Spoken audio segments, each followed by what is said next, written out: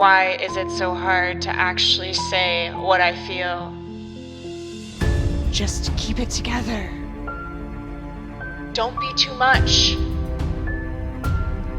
Somewhere along the way, you learned to hold it in, to soften your truth, to shape your voice, to be easier to love.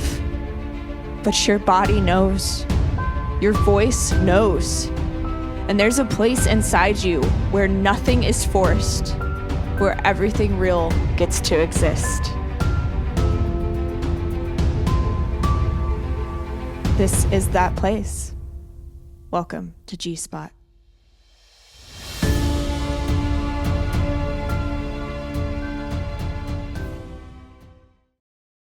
I've spent years trying to become a better version of myself, constantly evolving, become more confident, more healed, more successful. But I realized something. The person inside of me is the one that I've been waiting for. It's not always some future version of myself. Sometimes it's the little girl who hasn't been connected to. Hi, my name is Graciela Serena, and you are watching/listening to G-Spot. And today we're going to talk about the inner child, but not in a way that you might think. It's in the way that I feel that a lot of us carry, in a way that is authentic and real, and not in a way of like, let's heal the inner child, which I think is powerful, potent work. And I do that work with my people, with my clients, with, my friends, myself. But I want to talk about the ways that you can heal the inner child simply by being and doing, and the little things in your life that you can foster to have that person come alive, have that part of you be okay, to be seen, and to fulfill these needs that you are otherwise getting from other people or that you feel a lack in. I go over this in this is kind of a concept that I use a lot in my show, Letters of Liberation. It's a whole show where I have a bunch of my music, but in between there's letters to different parts of me throughout my years. And a big one is little G and angsty G, and, list goes on. But I think that I didn't really realize I was going to make a show like that was so fostered around my inner child. And I think there's a reason for that. So let's get into the episode. Who were you before the world taught you who to be or told you who to be? Before you molded as the good girl, before you started comparing yourself to the popular people or to Sally, who was your best friend, who got all the guys, or, everybody has their different story in these realms, right? Before you got broken up with by Jacob, I don't know, whatever his name was in sophomore year, or the first person that broke your heart and calcified you in some type of way, maybe. Before you felt you had to survive to fit in. I mean, high school days were such a big time, right? I know for me, they were high school formed a lot, right? You got to fit in. You want to be a part of the popular crowd. You want to be if you're not, then you're part of the weirdos. You're part of the whatever. And that's formative, right? Who were you before you were told to grow up? Sit with that. You don't have to skip down a whole memory lane, but sit with who you were. I can tell you who I was. I was kind and loving, and my heart was so open to the world.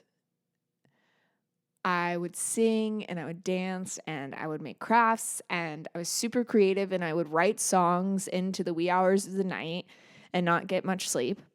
I loved Hello Kitty and boys. I was really into boys. My favorite color was pink, and I believed that everyone was good. And I didn't really see or know about ill intent or, I just felt like everybody meant well. As time went on, a guard started forming because I had gotten hurt. I had evolved and gone through a lot. And I didn't just wake up one day and say, okay, bye, inner child. I'm done with you. It's not like I consciously made that decision. As time goes on, we just grow further and further from them. Losing her slowly was not a conscious decision, but it was one that I made out of survival. I had to grow up. I had to put a guard up. I had to,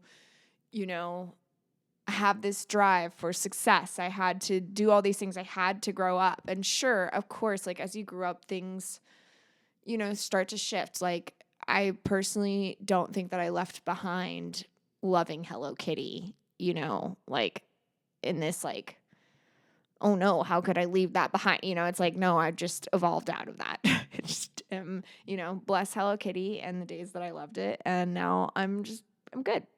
But in these other ways of fostering that inner child and fostering her, I left her out of survival. Just like you probably left your little one behind at some point. I could only imagine. She is not gone.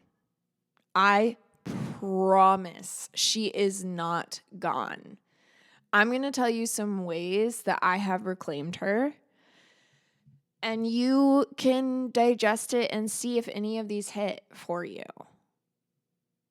Always in this podcast, anything that I share is, you can pick and choose what works for you.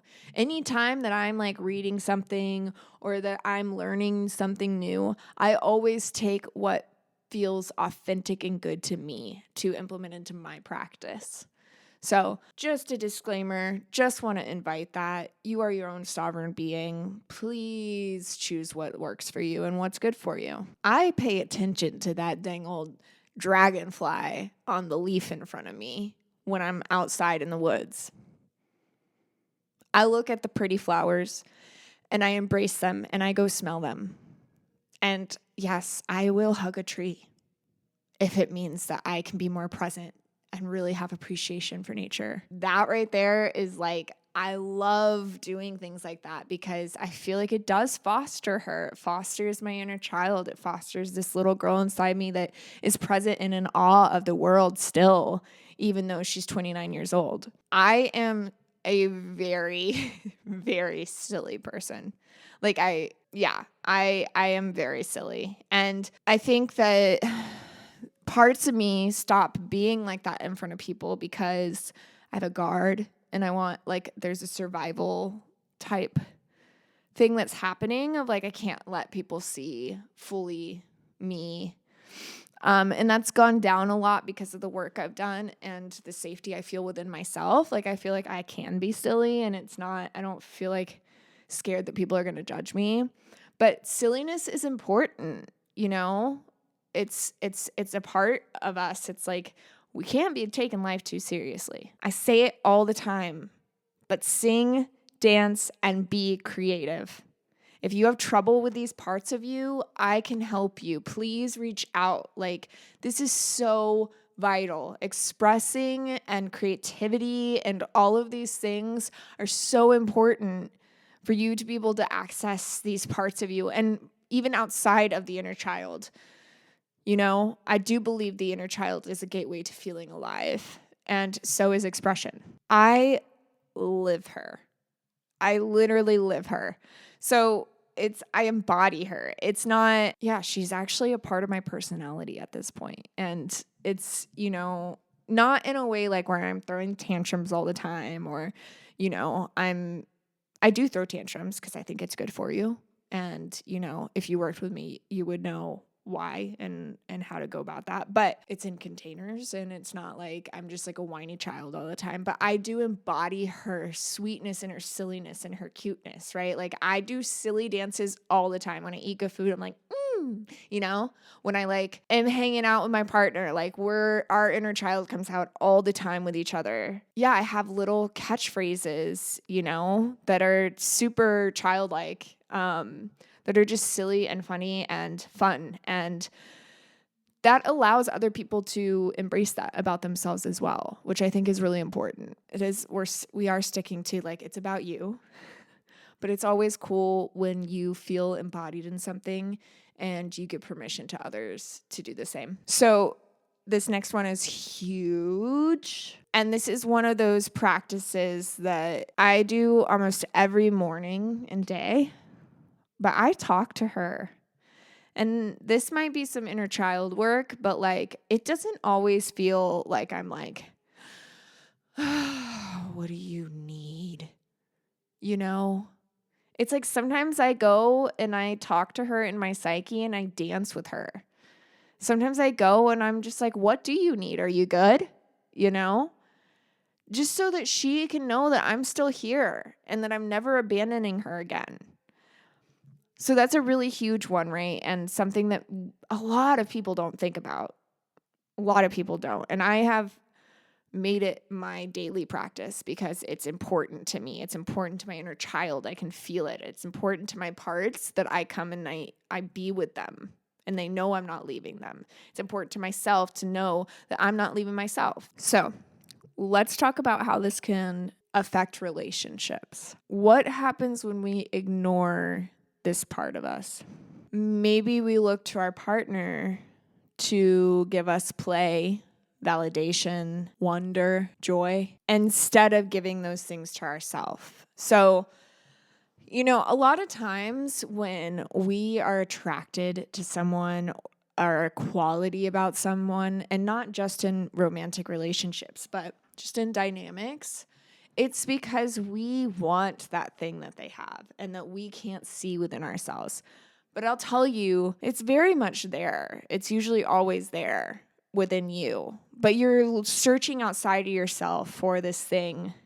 And if you keep on letting that be the replacement for the actual, coming within, then you'll feel that place lost forever, And it's important to find your joy, your bliss, your wonder, your validation, and then play in that with someone. Does that make sense? It can also go on the very opposite direction where you're repulsed by somebody for a certain character, for a certain thing. If they're too joyful and too like, wee, choose your people, right? But sometimes it's good to sit with yourself and be like, why does that annoy me so much? Is that because there's a part of me that I'm shutting off and that I'm repressing? Yeah? Like, does somebody's inner child actually piss you off because you have ignored yours for so long? Yeah. That's a hard one to swallow and tread lightly with these realizations, but it's something to think about, right? And it's actually it can be hard to take accountability in that way, but if you do stop for a minute and you ask yourself, sometimes the truth will just spill out. So here is the kicker, okay? We talk about the fire all the time and coming alive. And I don't think that the fire came back because I found it necessarily. I think it came back because she did. She is what helps me come alive. She has been here all along calling for me. And I'm going to be real. My healing journey amplified times 1,000 when I found her again, when I came back to her. My fire, my passion, my light, that all amplified because of her. We think that the fire is always like, or sometimes we can think, I'm not going to project onto you that you maybe think that all the time or that, all of society thinks this, but most of us think that the fire has to come all the time from, your deep like roar or your confidence or like, yeah, or your passion. And I'm saying like these are gateways, right? But there's a gateway everywhere. And the inner child is just as important to your fire as your passion, as your anger, as your primal, as all of it, because the inner child is what helps us feel wonder.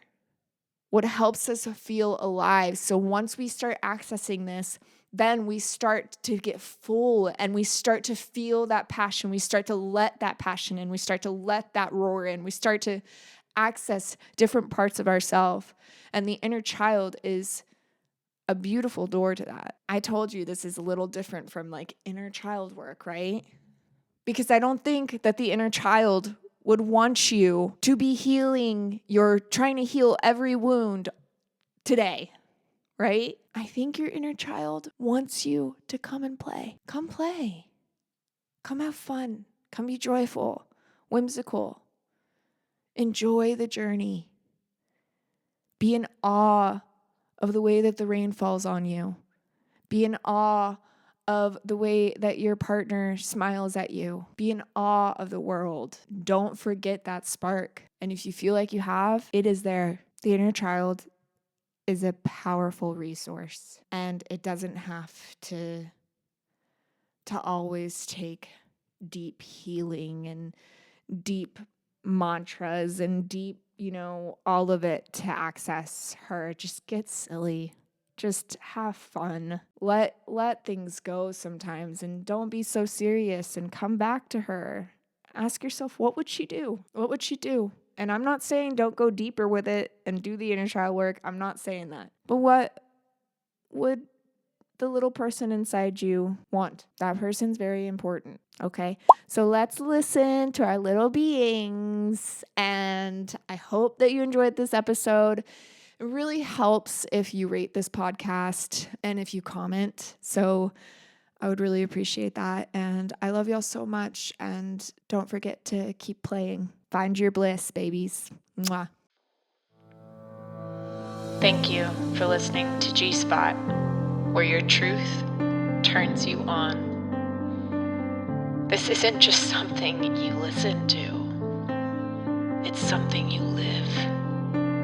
So take what landed here and bring it into your next conversation, your next boundary, your next moment of truth. If you're walking this path and want to go deeper, find me on Instagram at Graciela Serena Music. You can find more information on how to work with me below in the show notes. And if this resonated, let it travel. Share, comment. I would love to hear from you. But most of all, remember, your truth isn't too much. Your voice isn't the problem. Stay there, in that place where it's real. I'll see you next time.